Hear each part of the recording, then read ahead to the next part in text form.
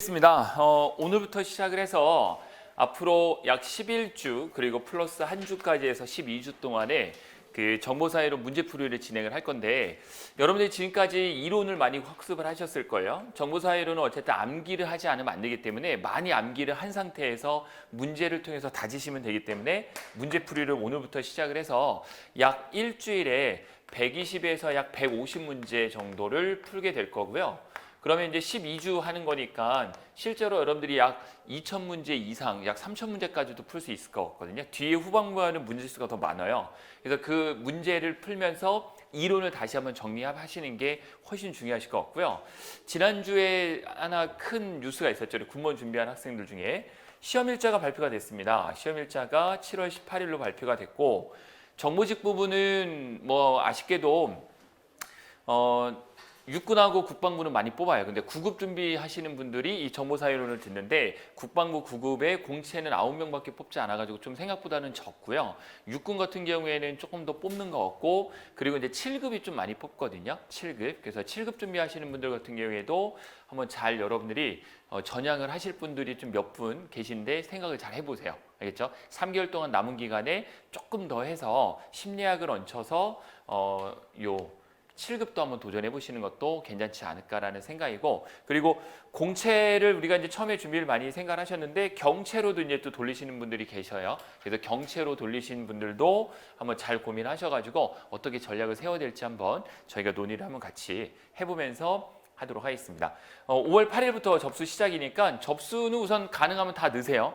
알겠죠? 다 넣으시고 나중에 시험 보러 갈 때 하나를 선택해서 가시자라는 거를 여러분들이 기본 전제로 해서 접수는 다 넣으시길 바라겠습니다.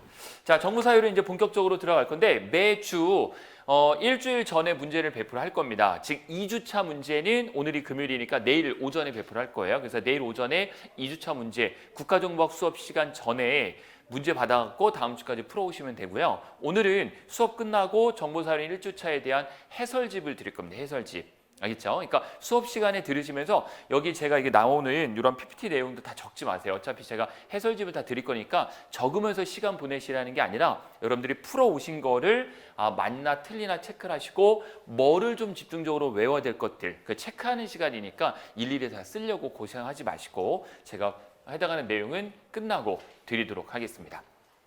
자, 다 풀어 오셨을 거라 생각을 하고요.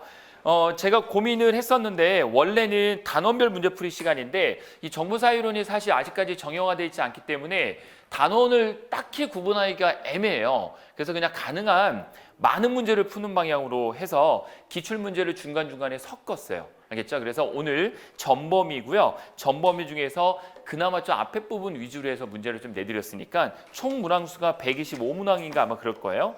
우리 교재에 있는 문제도 그렇고 신규 문제들도 많이 지금 타이핑을 쳐놓고 문제가 기다리고 있으니까 뭐 이 문제 이외에 다른 거를 또 문제집을 사서 공부할 필요는 없으실 것 같아요. 상당히 양이 많으실 것 같아요. 왜 라이터를 왜요? 네, 이렇게 좀 활발 타오르는 기분으로 공부하시려고 라이터를 꺼내신 거죠? 열정으로, 그렇죠? 네. 오늘 바람이 많이 부는데요. 조심하셔야 됩니다. 요 앞에 바로 옆 건물에 유리창이 떨어졌어요. 큰 유리창인데 그게 떨어졌어요. 깨져가지고. 지나가는 사람 안 다쳤는지 모르겠는데 하여튼 여러분들 길 가실 때 오늘 조심하시기 바라겠고, 자, 본격적으로 시작하도록 하겠습니다. 125문제거든요. 한 문제를 1분 30초 내에 풀어야 오늘 200분 주어진 시간에 다 풀 수 있어요.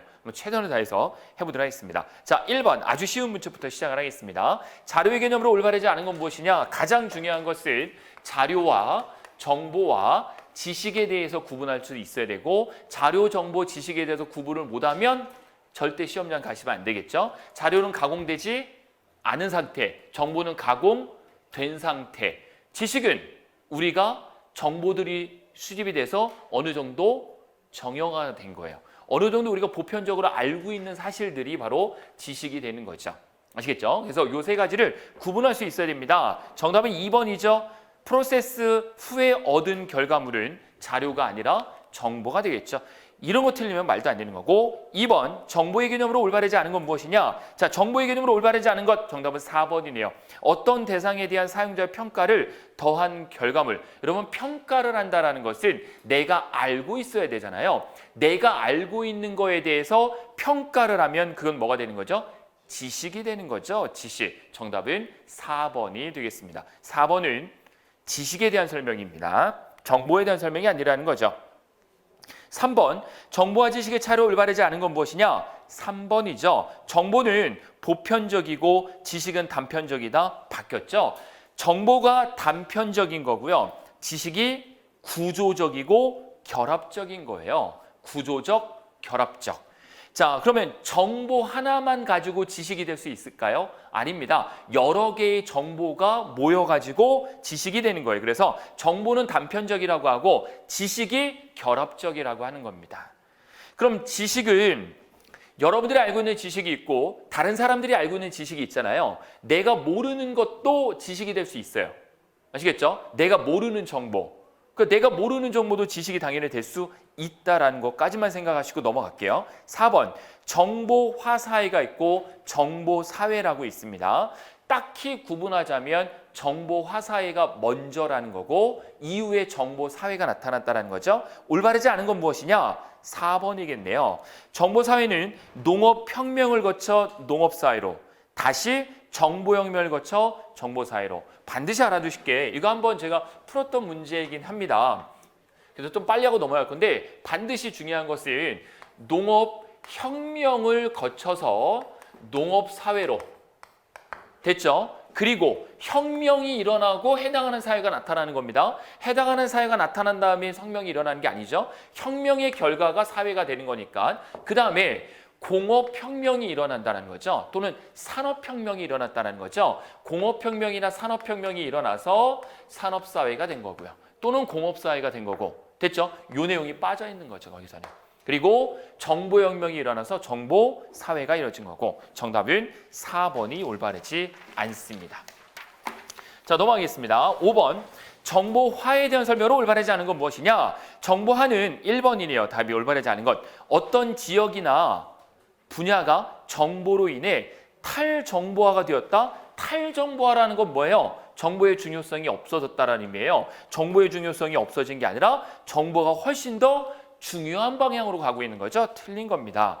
정보화는 정보가 무엇보다 중요한 사회로 가고 있으니까 탈정보 사회는 아니다라는 거죠. 정답은 1번이고요.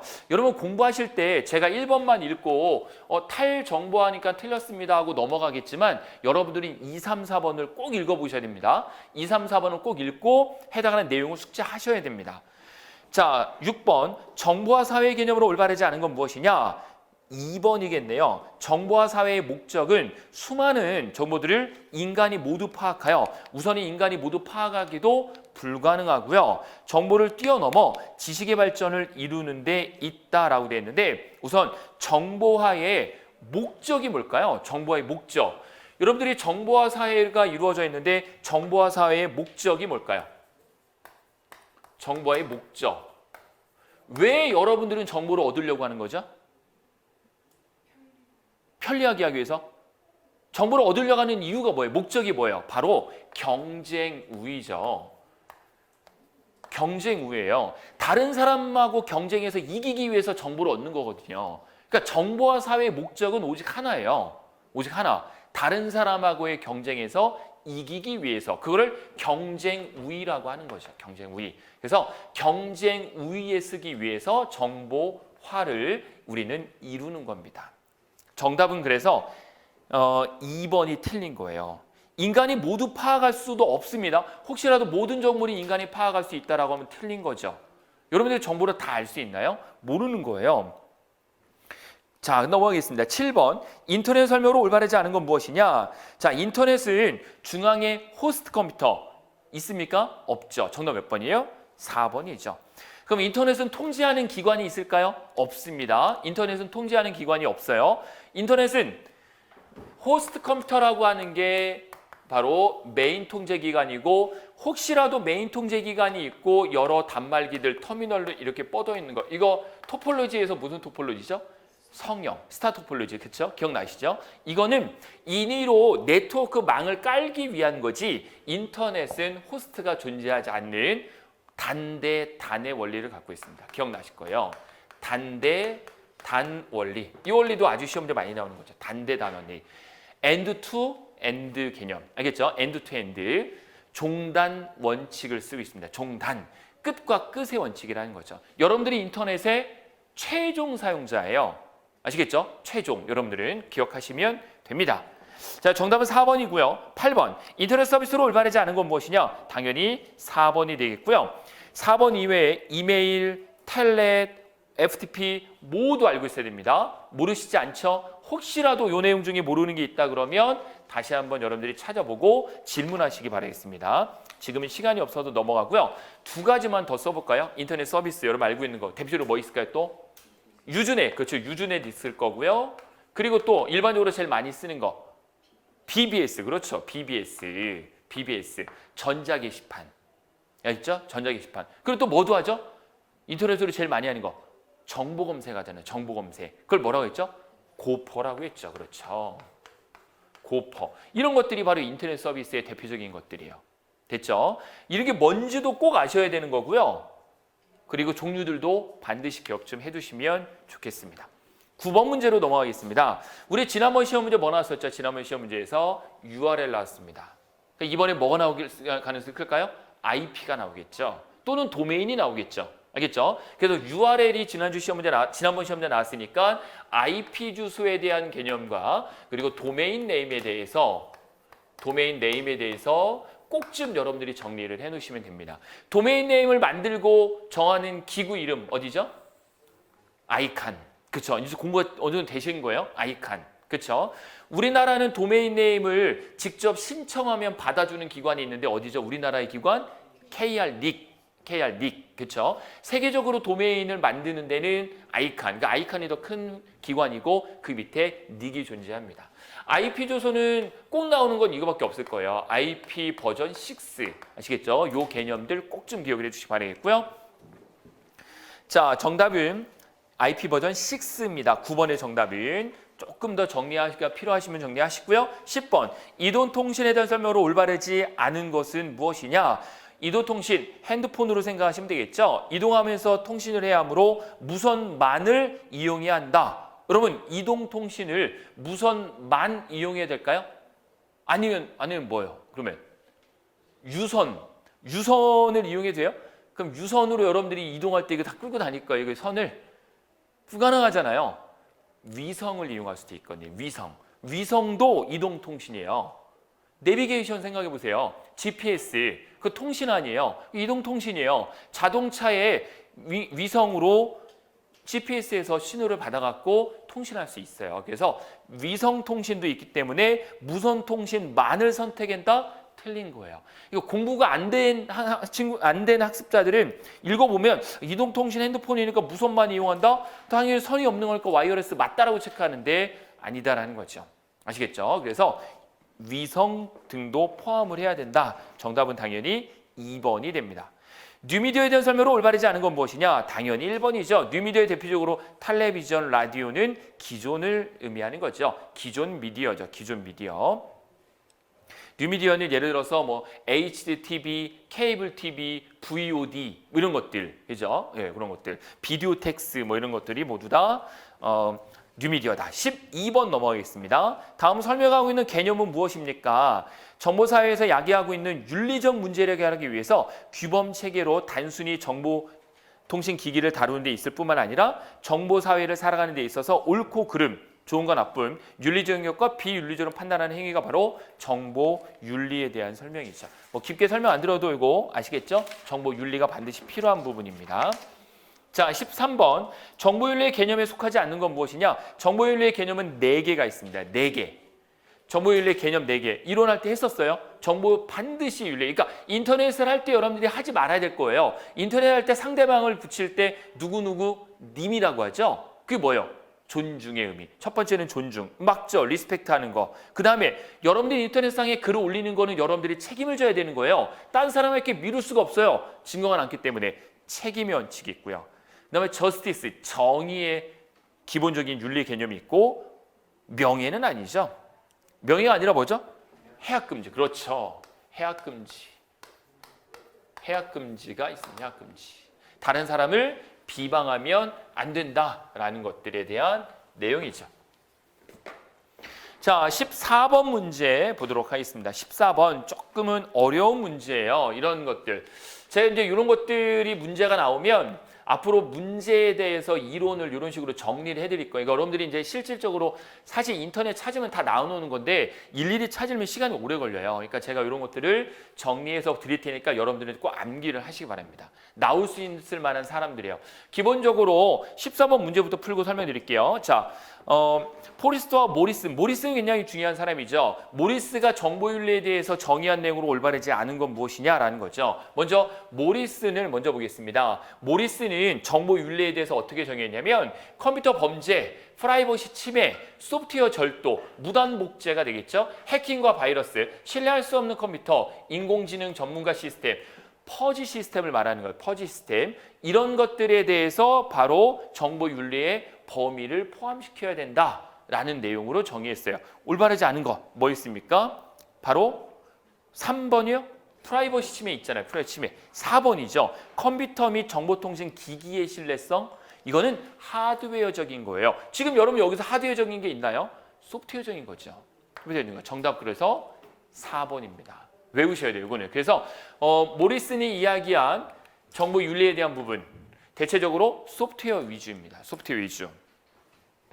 그러면 거기에 컴퓨터 및 정보통신기기의 신뢰를 지켜야 된다는 정보 윤리는 누가 이야기했냐면 바로 니센바움이 이야기한 겁니다. 니센바움. 존슨과 니센바움에 대해서도 아셔야 되는데 이 존슨과 니센바움은 이 부분이 추가가 되는 거예요. 컴퓨터 및 정보통신 전문가의 책임 또는 컴퓨터 및 정보통신 기기의 신뢰성. 그렇죠? 이런 부분. 이건 누가 얘기했다고요? 아, 니센바움이 이야기했구나 라고 여러분들은 시험 보셔야 되니까 외워두셔야 되고요.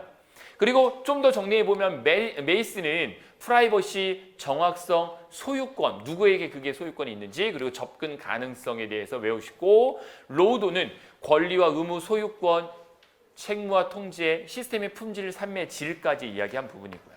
존슨은 따로 외우지 마시죠. 왜냐하면 거의 비슷하거든요. 근데 우리 정보통신에서 많이 나오는 건 니센바움이기 때문에 존슨은 따로 외우지 마시고요. 요 부분 보우여도 윤리 강령 위주가 이게 제일 중요합니다. 보우여가 유일하게 정보윤리에서 이야기를 했었죠. 그래서 전문가의 윤리 강령, 해킹 시스템, 보안, 그리고 암호화, 프라이버시, 컴퓨터 시스템 안정화, 내부 고발 이런 거 좀 특이한 것들을 여러분들이 외우시면 돼요. 보우여까지. 다 중요한 사람이에요. 존슨은 여기서는 빼셔도 상관없을 것 같아요. 적지 마시고 제가 이따 드릴게요. 알겠죠? 그리고 이따 복습하시면서 외우시면서 여러분들이 한 번 더 체크를 하시면 되겠습니다. 정답은 당연히 그래서 4번이 되겠고요. 15번 인터넷 용어는 무엇입니까? 사람들이 모인 곳이라면 어느 곳에서나 예절이 필요한데 인터넷도 매우 많은 사람들이 드나드는 곳인 만큼 필요하다. 당연히 뭐를 의미하는 거죠? 네티켓을 의미하는 거죠. 네티켓. 그렇죠? 정답은 당연히 1번이고요. 네트워크와 에티켓에 저기 한 거죠. 예. 자, 16번 넘어가겠습니다. 디지털 포렌식은 이번에 시험에 나올 확률이 굉장히 높습니다. 알겠죠? 디지털 포렌식 기법. 왜냐하면 디지털 포렌식 기법으로 범죄를 많이 찾아내는 방식으로 요즘 많이 하기 때문에 디지털 포렌식 기법을 꼭 좀 기억을 해주시고 제가 자료 정리를 한번 해드린 적도 있고 또 해드릴 거예요. 또. 자, 1번. 디지털적인 법과학의 한 분야로 정확하죠. 법과학입니다. 법과학의 한 분야로 컴퓨터와 디지털 기록 매체에 남겨지니 법적 증거에 관한 것으로 컴퓨터 법과학이라고 한다. 맞습니다. 정확한 거예요. 디지털 기기의 매개체로 발생한 특정 행위의 사실관계를 법적으로 규명하기 위한 절차와 방법을 의미한다. 맞습니다. 1970년대 이후에 미국을 중심으로 해서 만들어져 처음 도입되었다. 맞고요. 4번이 틀렸는데 왜 틀렸는지는 정답은 굉장히 쉬워요. 현대의 디지털 포렌식 기법은 큰 성장을 이루어 여기까지 맞아요. 디지털 체계의 기기는 모두 포렌식할 수 있다. 포렌식, 복원할 수 있다는 거예요. 모든 기기는 복원이 가능한가요? 아닙니다. 모든 디지털 기기가 가능한 거는 아니거든요. 저장 기능이 있는 것만 가능하죠. 저장 기기가 없는 거는 할 수가 없어요. 그리고 법적 증거가 확실한 방법이 되었다. 이거 원래 맞는 얘기예요. 근데 법적 증거가 확실하려면 전제 조건이 몇 개가 있어요. 기억나시죠? 그 조건에 맞아야 되는 거예요. 그렇다면 확실한 거예요. 그래서 정답은 4번인데 안티 포렌식 기법과 뭐 고급 은닉 기술 등도 요즘 많이 나타나고 있거든요. 그러니까 예를 들어서 포렌식을 해도 나타나지 않게 하는 기술들도 또 나타나고 있어요. 그러면 그거를 또 찾아내는 기술이 또 나타날 거고 계속 먹고 먹히는 관계가 계속 나오겠죠. 알겠죠? 그래서 뭐가 틀렸냐면 4번에 모두 포렌식 할 수 있다. 당연히 그 부분이 틀린 거죠. 아시겠죠? 어떻게 보면은 법적 증거가 확실한 방법이다 해서 확실하니 틀렸다는 부분도 있는데 확실합니다.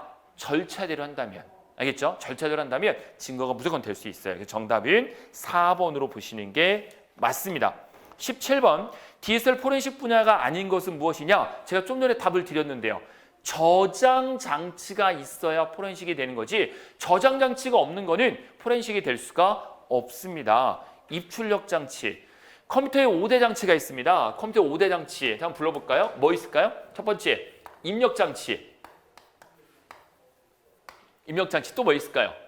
출력 장치. 그쵸? 그 또 뭐 있을까요? 저장이 원래 주기억과 보조기억인데 저장으로 통합을 하겠습니다.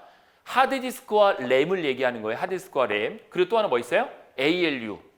연산할 수 있는 장치. 이게 컴퓨터에 하나가 또 있죠. 뭐 있죠? 저장 장치, 기억 장치하고 연산 장치하고 또 하나. 연산한 결과를 우리 화면에 보여줄 수 있는 누군가가 통제할 수 있는 사람이 있어야 돼요. 통제할 수 있는 기구가 뭐래요? 제어 장치가 있어요. 제어 장치. 예, IR, PC. 제어 장치의 대표적인 거죠. 그래서 요 5가지 중에 저장 기능이 없는 기기는 포렌식이 안 되는 거예요. 자, 입출력 장치의 대표적인 것 중에 입력 장치 뭐 있어요? 마우스, 키보드 입력 장치거든요. 마우스, 키보드에서 디지털 포렌식을 할 수 있냐고요? 못합니다. 출력 장치 뭐 있어요? 모니터, 프린터거든요. 모니터, 프린터에서 어떻게 해요? 할 수 없죠. 아시겠죠? 자, 그러면 저장 장치인 디지털 포렌식 할 수 있죠? 대표적으로 뭐 있습니까? 아까 말씀드렸던 하드 디스크. 그래서 디스크 포렌식을 할 수 있는 거예요. 디스크 포렌식. 포렌식의 제일 일반적인 게 디스크 포렌식이거든요. 디스크 포렌식 기법. 연산, 레지스터 포렌식이에요. 레지스터. ALU라고 해서 산술 및 논리 연산의 결과를 일시적으로 기억하는 장치가 레지스터라는 거 있거든요. 제어 장치 컨트롤할 수 있는 IR, 인스트럭션 레지스터라든지 프로그램 카운터, PC 이런 것들로 얼마든지 할 수 있습니다. 그래서 할 수 없는 거 정답은 쉽게 찾을 수 있죠. 입출력 장치는 포렌식이 안 된다. 자, 그럼 이거 말고 여러분 아는 거 한번 또 얘기해 보실까요? 포렌식 분석의 여러 가지 종류를 다 외우셔야 돼요. 어쩔 수 없어요. 여러분 시험 받으니까 외우셔야 돼요. 제일 많이 하는 게 하나 빠졌잖아요. 여기서 지금. 모바일 포렌식 있죠. 모바일 포렌식은 요즘 아주 대세가 됐죠. 여러분 갑자기 그 컴퓨터의 모든 정보를 날리기 굉장히 쉽습니다. 어떻게 하면 컴퓨터의 모든 정보를 날릴 수 있냐면 그 구글로 로그인 하시잖아요. 지메일로 로그인해서 컴퓨터 핸드폰 쓰시잖아요. 안드로이드 맵을 쓰시기 때문에. 그렇죠? 안드로이드 운영체제 쓰시잖아요. 갤럭시는. 애플은 다른 거지만. 그래서 구글 지메일로 로그인을 컴퓨터 처음 사면 로그인을 한단 말이에요. 그래야 앱스토어 같은 데서 앱을 다운받을 수 있기 때문에 그러면 지금 구글 지메일을 로그아웃 하면 여러분 컴퓨터에 있는 정보가 다 지워집니다. 예, 그냥 지워져요. 그냥 다. 예. 핸드폰. 네, 예. 핸드폰에 있는 그 모든 정보가 다 지워져요. 그리고 다시 지메일로 로그인을 하면 원래대로 살아납니다. 왜요? 자동으로 동기화가 되고 있거든요. 지금은. 그래서 여러분들이 그 로그인이 되어 있는 상태예요. 지금 핸드폰이. 그래서 그런 경우에는 여러분들이 데이터를 지워도 포렌식이 두 군데서 돼요. 첫 번째는 동기화되어 있는 데에서 포렌식하는 방법도 있고 여러분 핸드폰 자체에서도 포렌식하는 방법이 있어요. 알겠죠? 두 가지가 다 됩니다. 이게 바로 모바일 포렌식 또는 임베디드 포렌식이라고 해요. 임베디드. 예. 임베디드. 하나 적어주세요. 더 추가적으로 임베디드 포렌식. 그리고 또 하나만 적을게요. 웹 포렌식. 뭐 이런 것도 아주 대표적인 거죠. 웹 포렌식. 지금 말씀드린 거예요. 웹에서도 포렌식이 가능해요. 여러분들이 그래서 그 네이버에서 검색하시잖아요. 이거 검색하는 거 아무도 모른다고 생각하시겠지만 나중에 포렌식 하면 여러분들이 네이버에서 뭐 검색했는지 다 나오고요. 유튜버의 검색어 다 나옵니다. 그거 다 기록되고 있는 거예요, 지금. 네, 다 가능하다는 거죠. 이해되시죠? 어떤 말인지. 그 정답은 입출력 장치이다. 여기서는 이렇게 생각하시면 되고, 자 18번 디지털 포렌식은 반드시 절차가 필요합니다. 이 절차를 무시하고 포렌식하면 법적 증거가 된다 안 된다? 절대 되지 않습니다. 하나만이라도 무시되면 안 되는 거예요. 이게 모두 엔드 조건으로 연결이 됩니다. 자, 첫 번째 절차와 의미로 올바르지 않은 것은 1번을 보시면 정당성, 증거가 적법 절차에 의해 수집되었느냐, 불법으로 수집된 거 아니냐, 그럼 물어보는 거예요. 맞는 거죠. 무결성, 위변조되지 않았느냐, 인테그리티드죠. 한 번 정의된 게 시간이 지나면서 변하지 않았느냐, 연계 보관성, 각 단계에서 증거가 명확하게 관리되었느냐, 맞고요.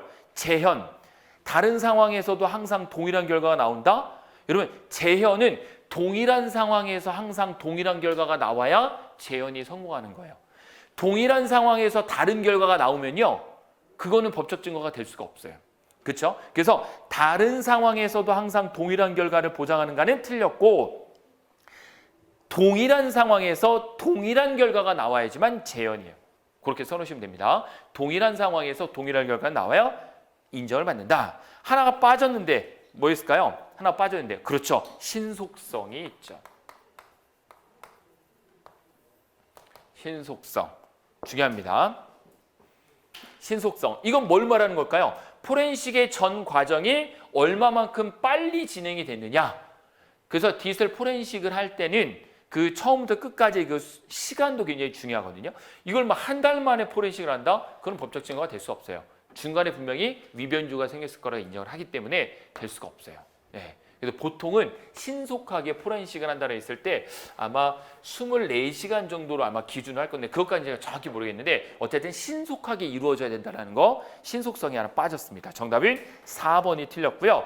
자, 순서 외우셨죠? 사전 준비하고 증거들을 수집해서 증거를 포장과 이송을 하고 조사 분석, 정밀 검토, 보고 작성. 정답은 1번이고요. 순서 반드시 외워두셔야 되고, 20번. 자, 일렉트로닉 커머스에 대한 설명으로 올바르지 않은 건 무엇이냐? 전자상거래는 인터넷이 도입된 이후에 생겨난 상거래이다. 얼핏 보면 맞다라고 하겠지만 틀립니다. 전자상거래가 인터넷 도입되기 이전에도 있었어요. 있었습니다. 예를 들면 어떤 것들이 있냐면, TV에서 예전에는 물건도 팔았거든요. 이거 전자상거래로 할 수 있는 거예요. TV 광고, 그러니까 TV에서도 판 거, 뭐 홈쇼핑, 또는 홈뱅킹, 뭐 이런 게 전부 다 전자상거래거든요. 그러니까 여기서 틀린 건 뭐냐면, 인터넷이 도입된 이후에 생겨났다? 아니다라는 거죠. 인터넷이 도입되기 이전에도 전자상거래는 있었다라는 거죠. 그러니까 전자상거래라는 말 자체의 의미를 파악하시라는 거예요. 인터넷으로만 반드시 주문하는 게 전자상거래가 아니다라는 거죠. TV를 보고 있는데 갑자기 TV에서 뭔가가 광고하고 지금 전화 주문하세요. 그러면 이거 전자상거래예요, 이것도. 포함된다라는 그런 의미입니다. 정답은 당연히 2번이 정답이 되겠습니다. 자, 전자상거래의 기본은 이거거든요. 일렉트로닉 커머스, 일렉트로닉. 전자기기를 이용한 상거래예요. 그러니까 전자기기가 꼭 컴퓨터와 인터넷만은 아닐 거잖아요.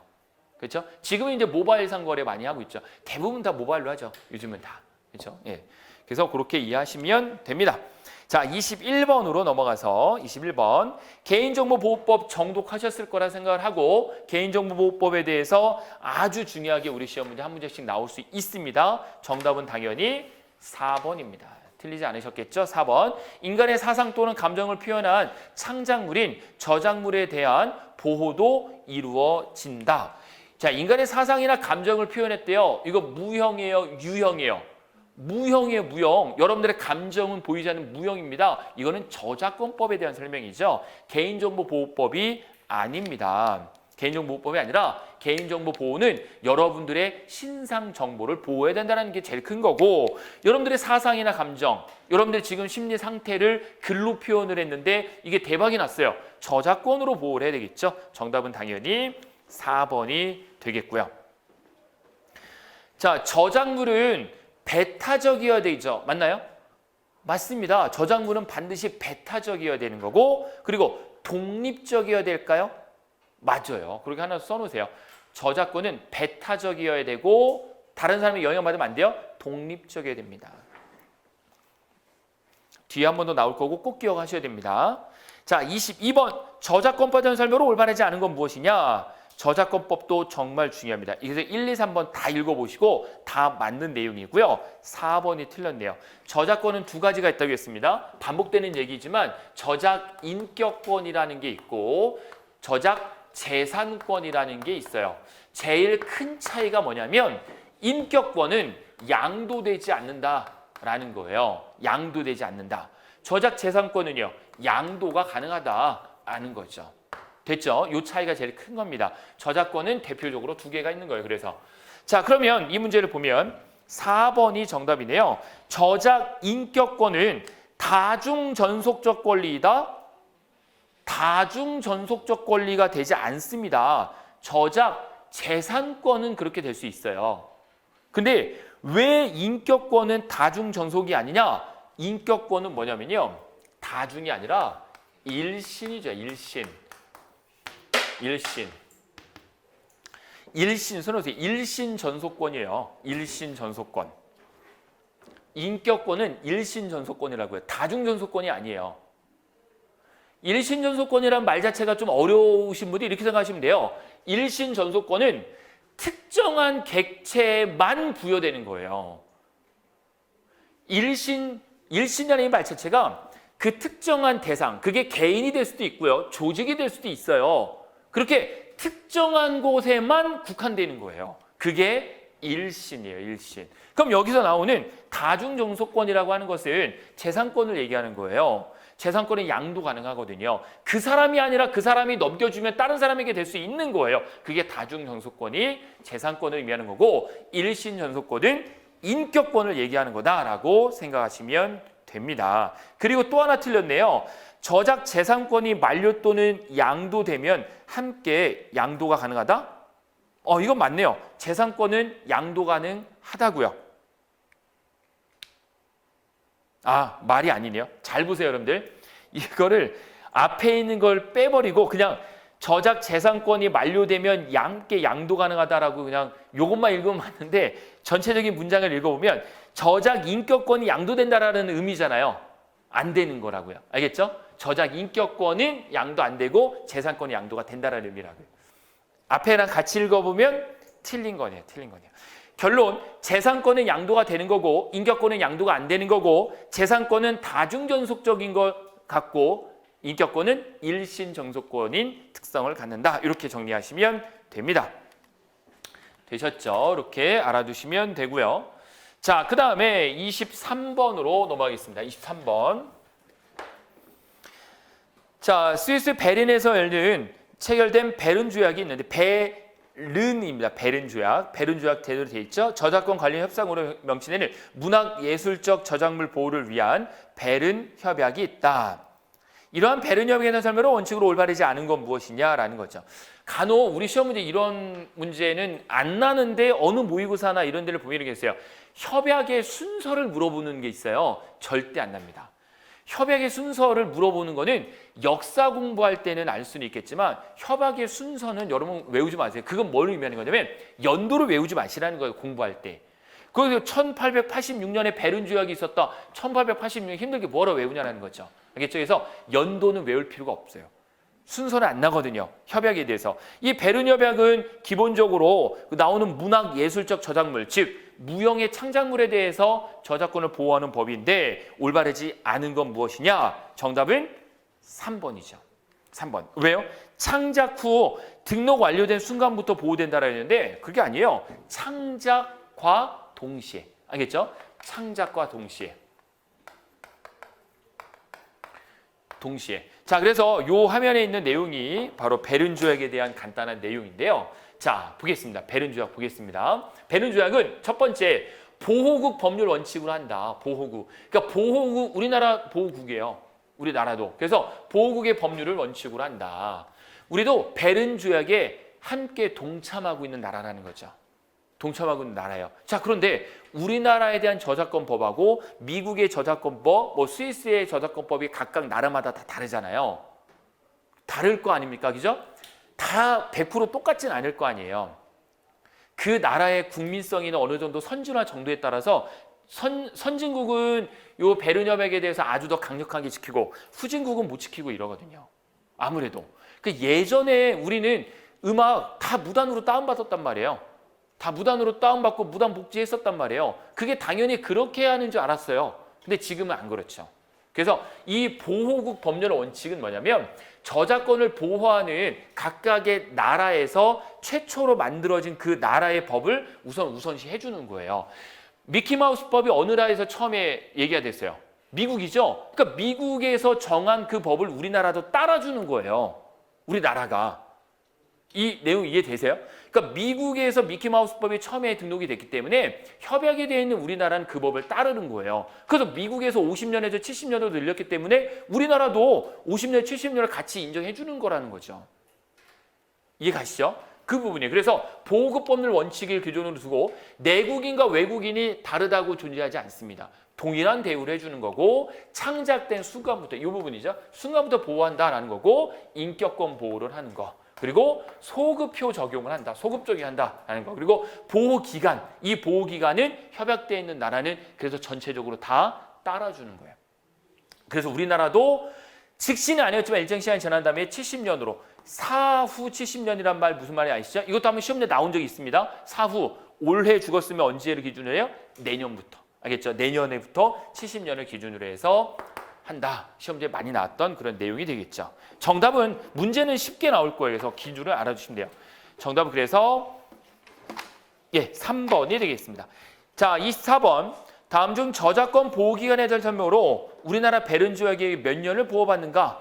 저작권 베른 조약에 의해서 우리나라도 70년으로 인정한다. 베른 조약이 저작권 보호기간에서 미국과 한국은 사후 70년이다라는 거는 우리가 이제 많이 외우셨을 거고요.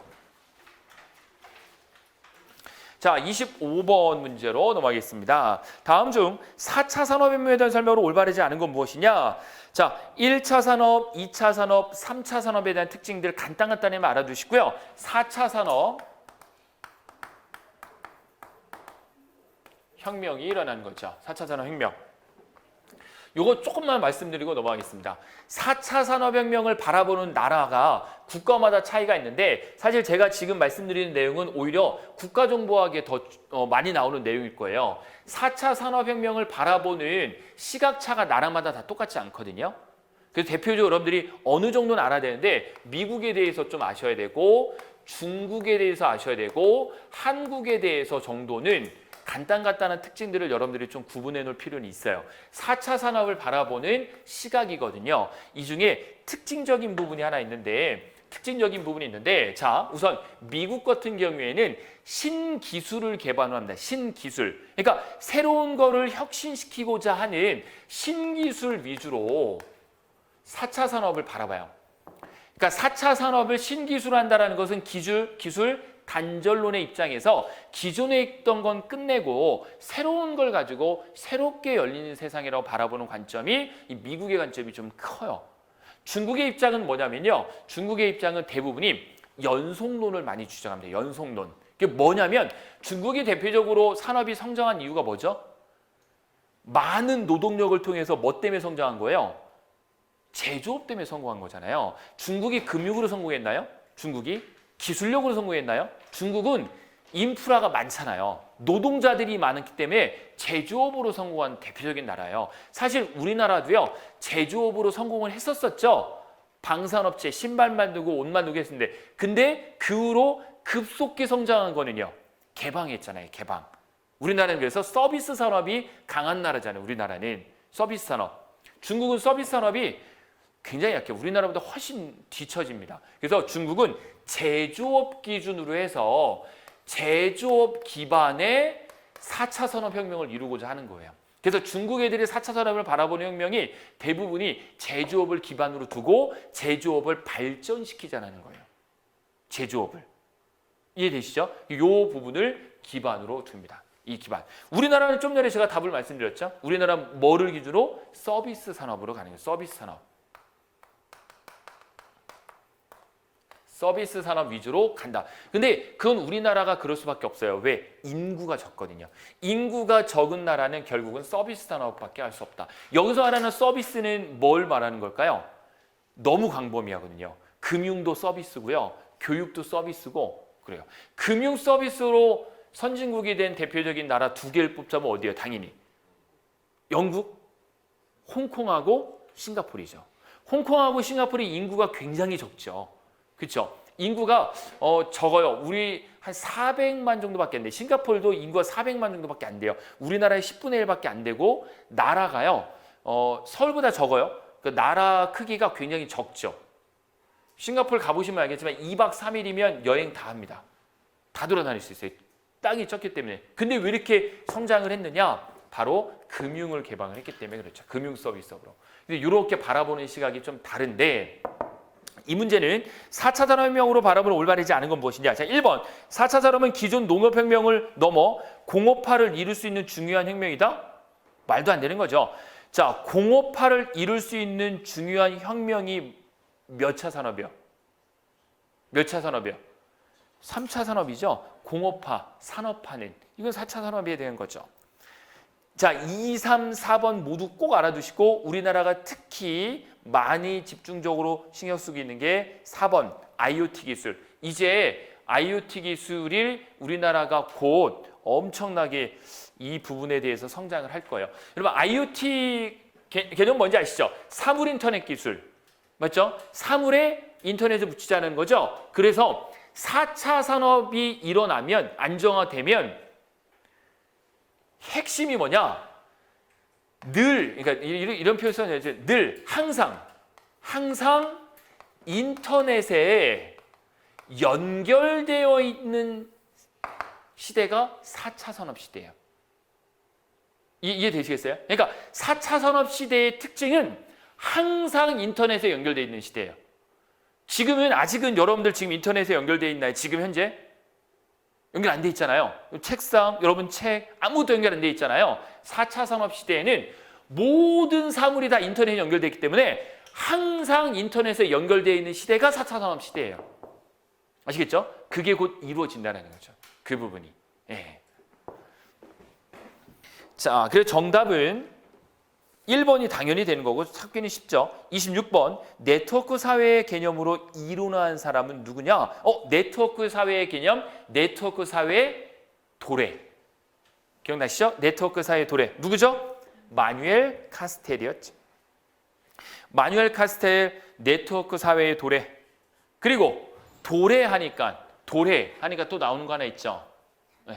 네트워크 사회의 도래 말고 탈산업 사회 도래. 누구죠?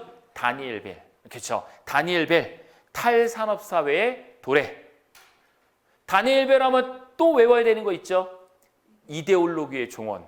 혹시라도 안 외우신 분이 계시다면 꼭 외우세요. 저는 시험을 안 볼 거지만 여러분들은 시험 보셔야 됩니다. 꼭 외워두셔야 됩니다. 탈산업 사회의 도래, 이데올로기의 종언 반드시 알아두셔야 됩니다. 엘빈 토플러 뭐 다 아시는 거죠. 엘빈 토플러 무조건 알아야 되는 거 제3의 물결, 뭐 권력 이동, 부의 미래 뭐 이런 책 있죠. 네. 그리고 또 어떤 책도 냈냐면 미래 쇼크라는 책도 있어요. 미래 쇼크. 엘빈 토플러. 근데 그것까지는 우리 시험 문제는 나오진 않을 거죠. 네. 그 정도 말고 말씀드렸던 권력 이동이나 제3의 물결이나 부의 미래 이런 것들 기억하시면 돼요. 그러니까 여러분들이 이제 공부를 하다 보면 이게 이제 계속 연결이 되거든요. 엘빈 토플러가 제3의 물결에서 강조한 거 두 가지만 찝으라면 뭘 것 같아요? 제1물결, 2물결, 3물결에 대해 정의한 게 첫 번째.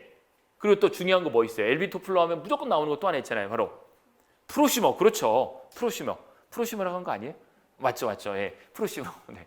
프로시머. 그러니까 이게 연결이 돼요. 나중에 보면. 이게 프로시머가 어디에서 처음으로 등장한 용어예요? 제3의 물결이라는 책에서 처음으로 등장한 용어가 오늘날 우리 시험에 아주 많이 나오고 있다는 거죠. 프로시머. 자, 됐습니다. 이렇게 정리 좀 해주시면 좋을 것 같고요. 27번으로 넘어가서 사람이 나왔으니까 조금만 더 제가 사람에 대해서 정리를 하도록 하겠습니다. 27번은 좀 외워두세요. 27번 같은 문제는 조금 외워두실 필요가 있는 문제예요. 자, 보겠습니다. 27번. 자, 정보의 개념을 야기한 사람으로 내용과 다른 것은 무엇이냐? 자, 데프트는 정보는 수신자의 행동을 바꾸는 자료이다. 맞습니다. 맞아요. 데프트 외우셔야 되고요. 자, 마티는 의사결정의 의미 형태로 분석 처리된 자료이다. 맞습니다. 마티는 의사결정. 다비스는 정보의 가치는 의사결정 행위의 변화의 가치 정도에 따라 결정된다. 변화의 가치 정도에 따라 결정된다. 맞고요. 외우실 것은 바로 샤논인데 샤논은 별표 치시고 특별히 하나 더 외워주세요. 샤논이 이야기한 정보에 대한 정의는 불러드릴게요. 적으세요. 적고 말씀드릴게요. 이건 제가 별도 자료로 드리지 않기 때문에 잘 적어놓으세요. 샤논은 꼭 외워야 되는 사람 중에 한 명이고요. 앞으로 문제 풀 때 계속 등장하는데 이 샤논은 하나만 외우시면 돼요. 뭐냐면 정보는 불확실성을 감소시켜주는 요인으로 정보는 불확실성을 감소시켜주는 요인으로 불확실성 제가 발음이 좀 안 좋나요? 정보는 불확실성을 감소시켜주는 요인으로 정보가 많으면 많을수록 정보가 쌓임으로써 불확실성 있는 걸 확실하게 굳혀간다는 거예요. 요인으로 엔트로피의 감소를 가져온다. 엔트로피의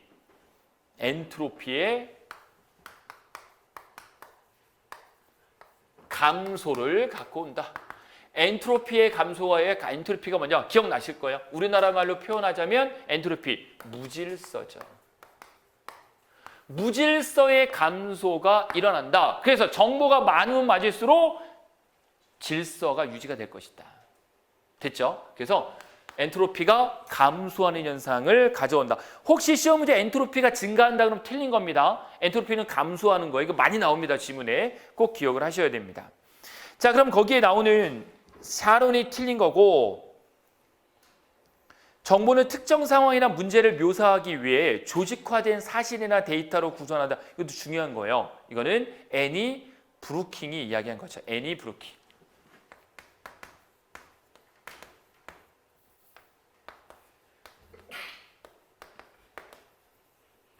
애니 브루킹이 이야기한 겁니다. 애니 브루킹. 그냥 한글로 어쩌면 애니 브루킹 이렇게 나오거든요. 그냥 브루킹이라고 나올 수도 있어요. 그냥 브루킹. 애니 브루킹. 이 이야기한 거예요. 이야기를 그렇게 정의를 내려주시면 됩니다. 자, 28번. 다음 중 정보의 정의로 올바르지 않은 건 무엇이냐? 당연히 정답은 3번이죠. 평가되지 않은 것은 데이터에 대한 설명이고 29번. 다음 중 정보화 사회가 등장하게 된 배경으로 적합하지 않은 건 무엇이냐? 정보화 사회가 등장하게 된 배경으로 올바르지 않은 것. 대중의 욕구가 획일화에 따른 몰 개성화 아닙니다. 대중의 욕구는 획일화되지 않고 다양화되면서 개성화를 이룬 거죠. 알겠죠? 그렇기 때문에 정보화 사회가 등장한 거죠. 정답은 당연히 4번이고요. 30번 같은 문제가 정말 이런 식으로 많이 나옵니다. 꼭 기억하셔야 돼요. 제3의 물결 권력이동 당연히 누구겠습니까? 엘빈 토플러가 주장한 것으로 올바르지 않은 것. 자, 그러면 엘빈 토플러가 주장한 걸 우리가 일일이 다 외워야 되느냐? 그럴 필요가 전혀 없어요. 그러니까 문제가 1, 2, 3번만 보면은 좀 어려울 수도 있는데 정답은 정말 쉽게 나옵니다. 항상 우리가 계속 강조했던 거. 4번이죠. 세계는 하나다. 글로벌 빌리지. 마셜 맥루한이죠. 마셜 맥루한. 아시겠죠? 당연히 정답은 4번이에요. 정답은 정말 쉬워요. 그렇지만 여러분들은 공부해야 되는 입장에서 마셜 맥루한 지구촌 하고 그냥 정답 찍고 넘어가면 안 되고 엘빈 토플러가 이야기한 거 두 가지는 꼭 알아두라고 했잖아요. 그중에 2번 보면 프로슈머가 등장하게 되었다. 맞는 거죠. 프로슈머. 소비자가 생산에 참여하는 집단을 말하는 거예요. 소비자인데 생산에 참여하는 집단. 프로슈머. 그리고 1번 전자혁명 등 고도의 과학기술에 의해서 반산업주의의 성격을 가지고 역사상 처음으로 인간성이 넘치는 문명을 만들어내기도 파도가 될 가능성이 크다. 정보의 흐름이 한층 가속화되어 대중매체의 영향력이 점차 분산되고 약화되어 탈대중매체의 현상이 나타나고 인간 정신의 탈대중화가 확산될 것이다. 사실 1, 3번을 다 알기는 어려울 수도 있어요. 시험장 가면 마찬가지예요. 그러니까 모든 걸 완벽히 파악할 수는 없을 거예요. 시험장 가서 풀 때는. 알겠죠? 그렇지만 우리는 공부할 때는 그래도 한 번씩 읽고 이런 식의 내용이었구나 라고 알아두시면 됩니다. 됐습니다. 그렇게 알아두시고 제가 그래서 이런 식으로 정리를 따로 해드릴 거예요. 여러분들이 어쨌든 공부하는데 편리해야 되기 때문에 엘빈 토플러에 대해서 정리를 할 건데 엘빈 토플러 아까 말씀드린 미래 쇼크라는 책도 있거든요. 미래 쇼크에 대해서 간단하게 정리를 이런 식으로 해드릴 거고 제3의 물결, 부의 미래 보이시죠?